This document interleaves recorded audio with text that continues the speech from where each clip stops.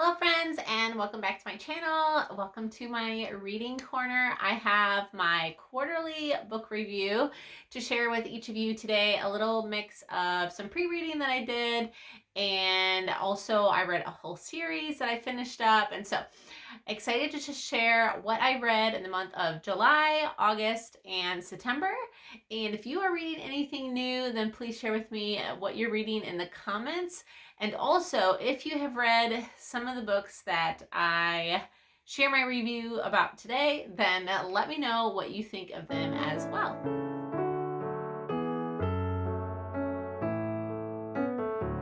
So, as I mentioned in my first quarterly book review at the beginning of this year, my goal is to read 50 books. And because part of this last quarter was summertime, I did get 19 books done. So we were plugging away pretty good. About half books, half audio books, because I am a busy mom. And so I do really love audiobooks, especially if I'm working through like a longer series. Those are just, it's really helpful to have. 19 books. So I'm actually at 48 books and I still have 3 months left, October, November, December, to count up towards my reading total. So that's really exciting. That was just a personal goal for me to spend more of my quiet, idle time, which if it even happens, but keep myself from scrolling maybe, and instead choosing to listen to a book, and also just use my time wisely, whether I'm in the car or doing dishes and just listening to books. And I like podcasts as well. So let's get into this quarter's review. So I'm going to start with the books that I have, because I did loan some from the library. I've actually borrowed some of my books out, and then some of them were just on audio, and so I don't even have, but I will share the covers of the books that I'm reviewing today. So the first 2 books I'm going to share with you were pre-reads. These 2 books are in my 6th grader's school. So she's reading both of these currently right now, actually this term. And I'm actually pre-reading a couple more books for her next term. I do find that reading books ahead of time has been helpful in our education, just because then I feel like I can relate to her narrations and I just have a more clear understanding of what she's reading. And so I find it to be very helpful. So anyways, the 2 books are Of Courage Undaunted, which is about Lewis and Clark. I really liked this book. This is by James Daughtry, and his books are recommended for a couple different like biographies. I think it's really well done. You're reading a biography, but it definitely feels more like a story, not something boring. I actually powered through this and was really enjoyed it, and my daughter's enjoying it as well now. So it's a great story of just the Lewis and Clark journey, there and back again, you could say. So this was a great one. I think I would give it anywhere from like 4th grade to 8th grade would be a great read for this one. This is kind of her nature lore, natural history that she's doing for 6th grade. This is Wild Animals I Have Known. And so along similar lines to like your Burgess animal book, Burgess bird book, like those where it's stories about animals, you get to understand, you know, how they live, you know, how they get their food and all of that, but it's in a story format, and so you tend to absorb a lot more. I've reviewed the Burgess books on here before. We really love them. So this one was a little bit different. This is by Ernest Seton, and the difference with this one compared to the Burgess animals is this is an entire life story of each animal. I think he goes through, it was like 6 or 7 animals, so it's from like their beginning to their death. So it's 8 animals. So some of the deaths are a little bit tragic. And so one thing just to be aware of is if you have a student that is a little more sensitive to animals dying, and that this may not be something they want to read at a younger age. My 11-year-old is handling it fine. She's finishing up her 2nd animal and she's really enjoying this book. I love that this one is done by Living Book Press. This is like it's a publishing company that does out of print books or anything that's in the public domain. They'll get you like a hard copy print. but they will actually organize their reading blocks into the Ambleside Online reading schedule. And so, like, just for an example, this page, so one, two, three pages would be like her daily reading. And then it has like part 2. And so they really break it up into very small bite chunks. And even when I was reading, I would only read like 2 or 3. I wouldn't like read the whole animal in one day. So I love Living Book Press. If you're looking for just like a resource for student books, that's a great resource. And they do a lot of their books, they break them up into like readings that are, 15 minutes or so for your child, so that you're not reading too much where you're not retaining it. So this was a really good book. I love what I learned about the animals, and I love how he was able to just bring out some sympathy and empathy and about their lives. Also part of a couple book clubs. We have a Charlotte Mason book club right now. We're going through Parents and Children. I don't think we finished that this year. Maybe we do. I can't remember. And I'm also part of like an online fictional book club, which I've shared about on here before. And so my sister's books, one of them was Beloved by Toni Morrison. This is a book recommended by most of your mainstream must-read list. My sister had read part of this in her college. She was a literature major or minor. And this was a really hard book to go through and had a huge impact on just thoughts on slavery and the abuse and things that happened that actually, really did happen. And it's not like it's based on a true story, but it's got some like spiritual elements to it, because without spoiler, don't want to give you too many spoilers. It's based off a true story of a slave that escaped, and then the slave hunters from another state found her, and she actually killed her child because she felt that it was better for her child to die than to go back into the slavery that she went through. So she was in that mindset of abuse, and which is just so hard to imagine. So it is based upon a true like slave that did that, but then it's fictional from then on, because like the spirit ghost of her daughter that she killed comes back to haunt her in like a human form. And we know that, like, we know who that is, but the mom doesn't, and her surviving daughter doesn't. And so it's a little bit creepy in that way, but it does have, I feel like, a really good, powerful ending. And so for me, when I'm reading really hard books that are provoking me emotionally, I have a really hard time if it's a tragedy without any hope at the end. And the last like 2 or 3 paragraphs of this book really just give you a spirit of hope for the mom and what she kind of overcomes through that, and her daughter as well. And I think it also gives a really balanced approach also to just what slaves went through, and then also even after they got their freedom, how there was still a lot of underlying issues in our culture. But where they moved, there were also some really good examples of white Americans that were trying to help. And so I feel like she took a really balanced approach in that way, where it was honest. It definitely provoked some empathy, but it also wasn't, I think, too one-sided, if that makes sense. So this is definitely, it's a winner of a Nobel Prize. I know why. Now, I've never read anything else by Toni Morrison. The only negative I would say about this book is I was extremely confused the first like 50 pages.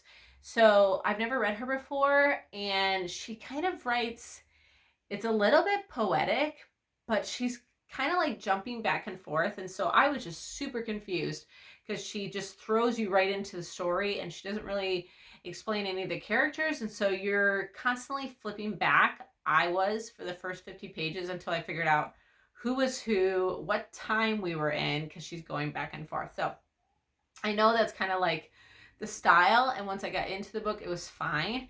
But yeah, that was a little bit difficult part of it. But otherwise, I really, really enjoyed this book a lot.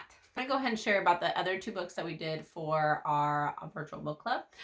And one of them I loaned from the library. Now, if I see this book at a book sale, I will definitely go ahead and purchase it. I really like Neil Gaiman. We've read quite a few books by him over the last few years in this book club that I'm part of. And the one I read was called Neverwhere.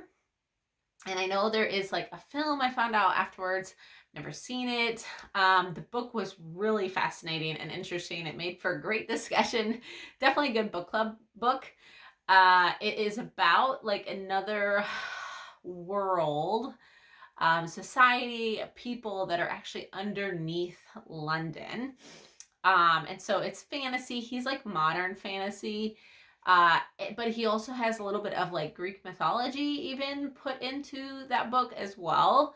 So it's really just peculiar. But I really loved how he webbed the character development and story of multiple different characters. I think he's a very talented writer. I've definitely have enjoyed all the Neil Gaiman books that I've read. Not all 5 stars, but the Neverwhere was really interesting. So if you are into kind of like weird, abstract, sci-fi fantasy, Greek mythology, like if you could have all 3 in one book, this is probably the book that I would give this one a go.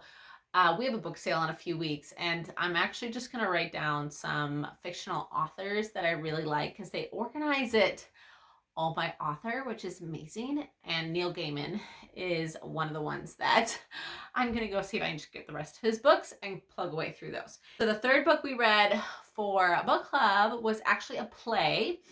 And this was for last month. It was called The Importance of Being Earnest, which I still haven't gotten to watch the movie. I've heard that the movie is hilarious. It's got Colin Firth or whatever his name is. And I just heard it's really funny. So I need to go back and watch that. Maybe you've already seen it.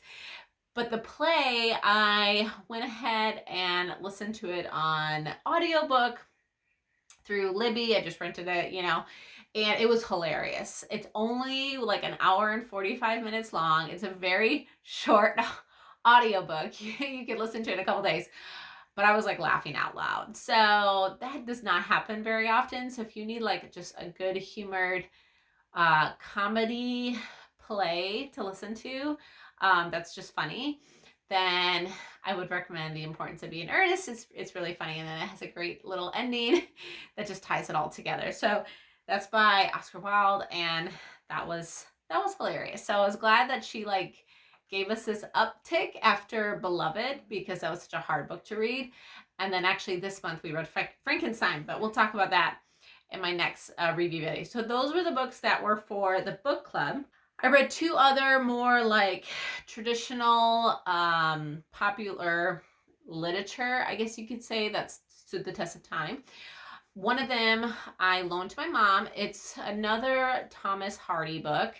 Thomas Hardy is a author that I recently was exposed to this year and really, really have enjoyed his books. I just love his style of writing. And so now I want to read all of his books. I don't think there's that many. So next time I go, I'm going to try to find the rest of his books. But the Test of the D'Urberville, I think I talked about that one in my previous reviews, was so good. And then this last one, Far from the Maddening Crowd, it was, I think all of his stories are hard. I wouldn't necessarily consider them tragedies, because I feel like he definitely, the endings are good. Like it clears up and it gives you a sense of like hopefulness, but they are hard. There is tragedy in the story quite a bit, actually, especially in this Far from the Maddening Crowd. But I loaned it to my mom. I told her she should read it because it was really, really good. So I hope she does. It is about a woman and just lessons that she has to learn through, playing with people's feelings and being selfish and just different things. So it's 3 men, and it's kind of like a romance of this these three different guys, and I don't want to give you the ending. But you have like the one character that's kind of, the flirt and, it's telling her all the things she wants to hear. And then you have like just that solid friend that's always there for her, that loves her truly, even tells her things that she needs to hear even when she doesn't want to hear it. And then there's this older gentleman as well who is true to who she is and delights in her. So it's a really good story, and I would recommend that. I give that a 5-star. Next one was The Scarlet Letter by Nathaniel Hawthorne. So by committing to these 50 books, I'm trying to expose myself to some new authors. Never read Nathaniel Hawthorne. And The Scarlet Letter was a very interesting book. And I know a lot of my friends over on Instagram actually had said they've read this book like in high school. If you're not familiar with it, I heard there's a movie, but the movie is not the book like at all. So if you've seen the movie, the book is like literally, they're not even like similar in any aspect. So it is about a woman who commits adultery, and then she ends up having a baby out of wedlock, and she has to wear this scarlet letter. It's in like Puritans. I don't think it was Puritans, but like in a group of people in the early colonial times. And so she was like an outcast, and she had to wear this scarlet letter, and so that people could just see her shame exposed, like for what she did. Like her sin was just like on, right? You just knew like that she was like labeled. But the man that she loves and had this child with, he is like the minister of the community, and he is struggling the whole book with his own sin and guilt. Yet, the community is praising him, and it just makes him feel more guilty and all of this. And so it's like his shame and guilt that no one sees is still present and is still there, and it's just eating him up alive. And then her former husband that she had left in Britain when she came over early to the, America, comes and he seeks revenge on this guy. And so I'm not going to tell you how it ends, but I will say I think I only gave it like a 3.5, 4-star, and it's because of the ending. I did not really think that she got the redemption that she deserved. So it's definitely was strange, as a Christian reading this book, but I think it makes you consider with humility the battles that we are all struggling with, and maybe sins and guilt that we feel maybe not everyone else can see.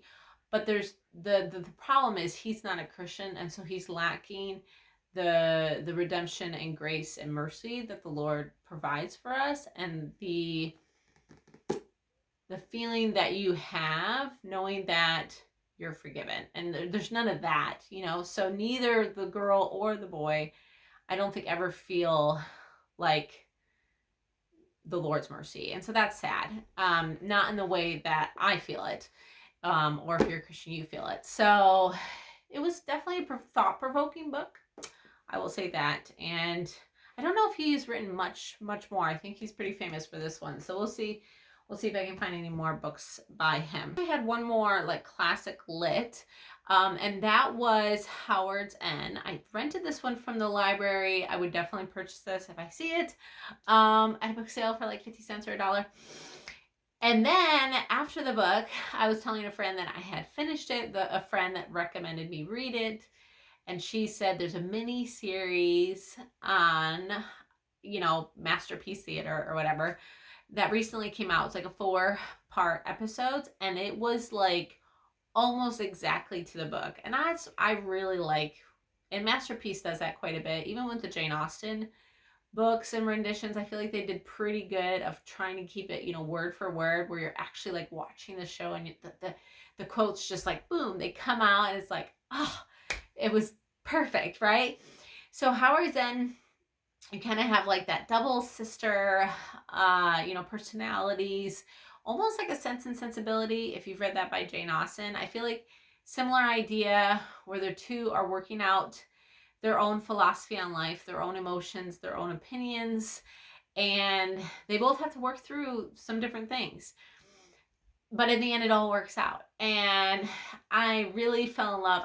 In many ways, I think this one, and maybe they were written in both in the like Victorian era. I'd have to look it up. But I definitely felt this one reminded me of that good feeling that you get when you read Jane Austen books. Like, that's why I love Jane Austen.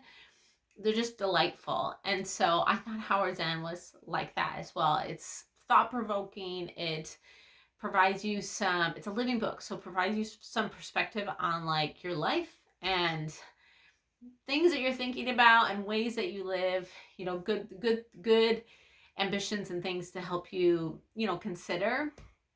So I definitely thought it was in that category.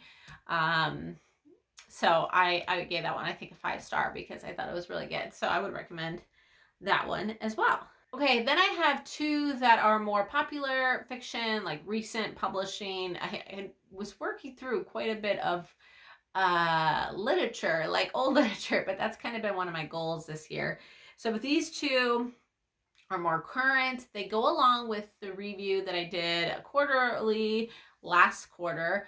One is called Myog, and that is by Christopher Paolini, who wrote the Aragon series that I talked about with Aragon, Eldest, Inheritance, and I don't remember the other one, but it's a story about the dragons and the elves and kind of that fantasy. So he recently came out with one called Myog. I think it was just last year, and I powered through that. The book was like this fat. My dad owns it, so I did loan it from him. But even my girls were like, "Oh my gosh, you read that in one weekend?" It was like a slow weekend, and I think I was still having like some morning sickness, and so I was just reading a lot. It was so good. I am a sucker for fantasy, and it was so good. It was about, if you're familiar with the Christopher Paolini's Aragon series, it was not about Aragon. He was like not even in the story. It was about his half brother Myog, who is in the Inheritance series, and it was about his story, and it was so good. I love it. It's not, Christopher Paolini is definitely not as good as your J.R.R. Tolkien, but as a modern author, delightful. And these books are also perfect for like your junior high school age kids. So if you have a kid that is into fantasy, then this series and now Myog afterwards are perfect for them. Perfect. And so it's a great series to kind of invest into your home, because I think all of your kids will find them delightful. They're definitely a reread. The Aragon series, the Inheritance trilogy, I had reread those, the epic, so definitely one that you could have on your shelf. And then the other one was, I've been waiting for me to get it from the library, and that was the House Witch book 3. So I already talked about House Witch 1 and 2, and then I finally got House Witch book 3 from the library and finished that series. So that was really a brand new book too, just like Myog. I think that it came out like last year, and that was a 3-series book. Again, this was about a witch that is a kitchen witch, and he's like has his powers wherever he calls home. And so this was the climax book. It's the 3rd book, and so kind of like your, you know, 3rd book of any series, it's just the climax of the war and the battles and everything happening. But I think I mentioned this when I reviewed the first 2 books. This was a very light, fun, easy read. Nothing that you have to, the opposite of Howard's End, Maddening Crowd, Scarlet Letter, all of those, the opposite, where you don't, it won't really provoke you to contemplate your life in any sort of way, which is fine. So it's not really a living book per se.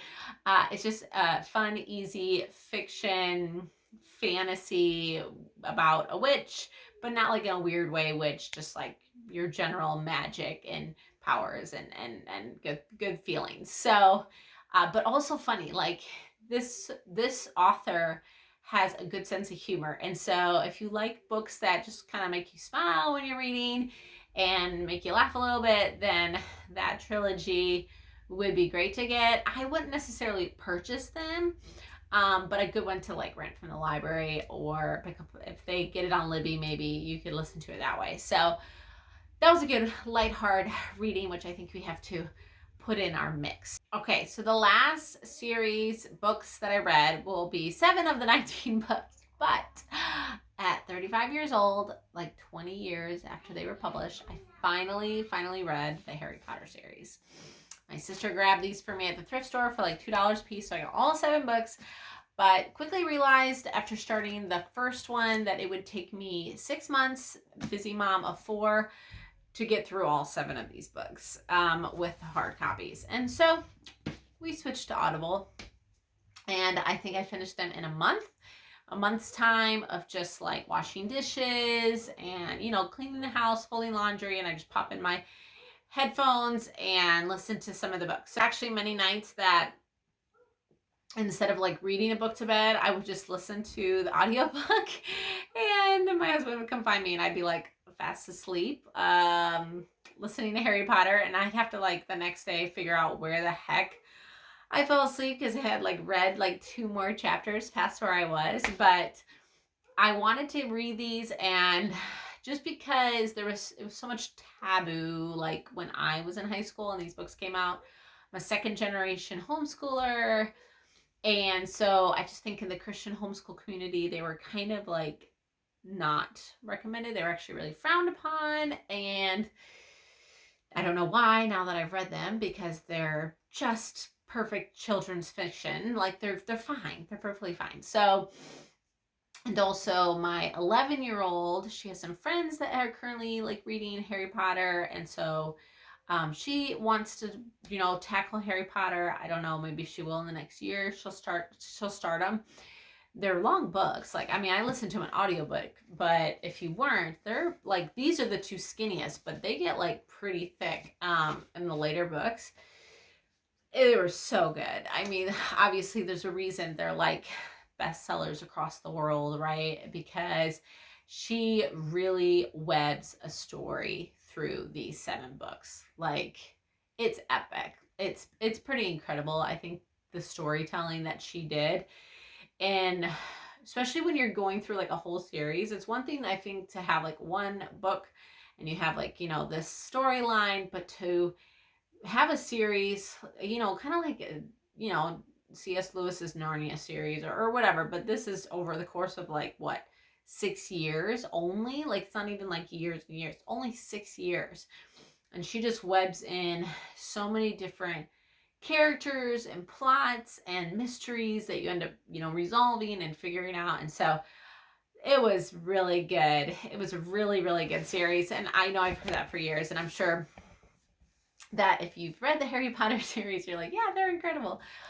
They really were. And I would say they're safe to read for like middle school, high school. There is some death, so I think that's always something to consider. It all depends on your child, if they're sensitive to that, you know, murder. Because I mean, definitely the later books, there were some murders that happened, and they're kind of dark in the later books too, with like, you know, resurrections and dead people and curses and all of that. So a little bit more violence later. And then there's also some kissing stuff that they refer to as well. If that's a concern of yours, that's a little bit in there is for your younger students. But otherwise, really a delightful story that I think these books will stand the test of time for sure at this point. Just like your J.R.R. Tolkien and your C.S. Lewis. I think this series, now I have read J.K. Rowling, that one adult book that was called The Casual Vacancy, and it was horrible, and I donated it immediately afterwards. So I don't know what other books J.K. Rowling has done. Maybe this will be her one-hit wonder series, but this was an epic. So that I can finally say I've read it. So I have some books that I'll be reading here. So we have October, November, and December left. that I'm plugging through. If you have any other like Victorian era authors that you really like, or books from the 1800s to like maybe up to like 1910, anywhere from like 1790 1910, any of those books authors, I've really been digging into those and loving them. So let me know one that you might recommend. Or if you have some that are from like Thomas Hardy or something like that that you think I need to bump up to the top, then I would love to hear your recommendations. I do look back at my other reviews to see what you guys have recommended, because I do love to hear what you're reading and what you think are worth my time as a busy mom. So thank you so much for hanging out with me in my little reading corner and just talking about books that we have just enjoyed these last few months, that I've enjoyed these last few months. So I'll see you guys in my next video. Thanks for watching.